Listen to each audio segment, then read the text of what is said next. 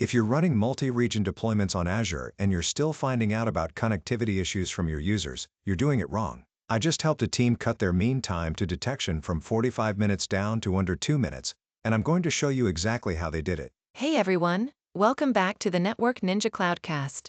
I'm super excited about today's topic because I've been dealing with this exact problem. Great to have you here. Today we're diving deep into Azure Network Watcher Connection Monitor, specifically how to set up automated connectivity testing across multiple regions. This is going to change how you think about network monitoring. So let me set the scene here. We've got an application running in East US and West Europe, and sometimes users in Europe complain about slowness, but by the time we investigate, everything looks fine. It's incredibly frustrating. That's the classic intermittent connectivity nightmare. You're essentially flying blind between your regions. Connection Monitor solves this by continuously testing connectivity between your resources and establishing performance baselines. Think of it like having a network health inspector who visits every connection point every 30 seconds and keeps detailed records. Okay, so it's like automated ping tests? It's way more sophisticated than that. Connection Monitor uses the Network Watcher agent to perform TCP, ICMP, and HTTP checks. For TCP, you specify the destination port, say port 443 for HTTPS. For HTTP, you can actually validate response codes and even check for specific content in the response body. The agent runs these tests from your VMs or from Azure's built-in test endpoints.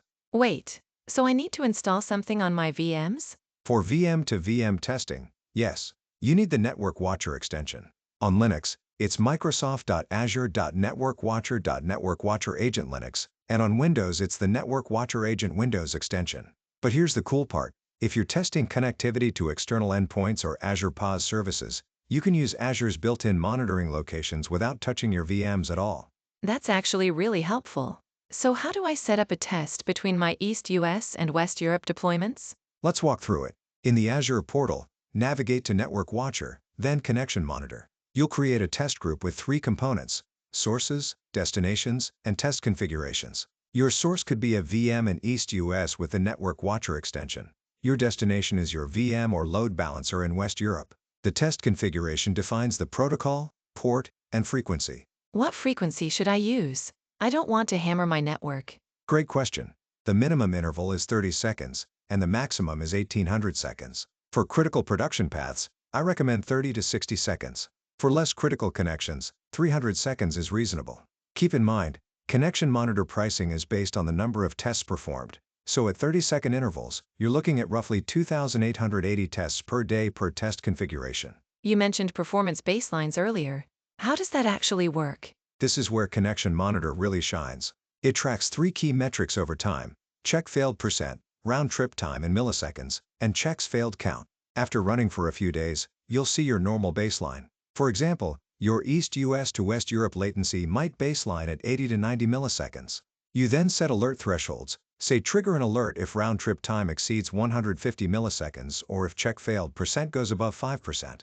So I can get alerted before users even notice a problem? Exactly. You configure Azure Monitor alerts directly from Connection Monitor. The alert fires, triggers an action group, and you can have it send emails, SMS, or even kick off an Azure function to run automated diagnostics. I've seen teams integrate this with their incident management system so a ticket gets created automatically.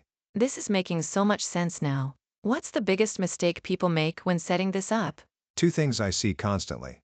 First, people forget to open the required ports for the Network Watcher agent. The agent needs outbound connectivity to Azure Monitor endpoints on port 443. If you've got restrictive NSGs, your tests will fail immediately. Second, people create one massive test group instead of logical groupings. You should separate by application tier or criticality so your alerts are actionable, not just noise. Let me make sure I've got this. Connection Monitor lets me set up automated tests between my Azure resources across regions. It tracks latency and packet loss over time to establish baselines, and I can set alerts when things deviate from normal, all without writing custom monitoring scripts. Perfect summary. And here's my pro tip. Start with your most critical path first.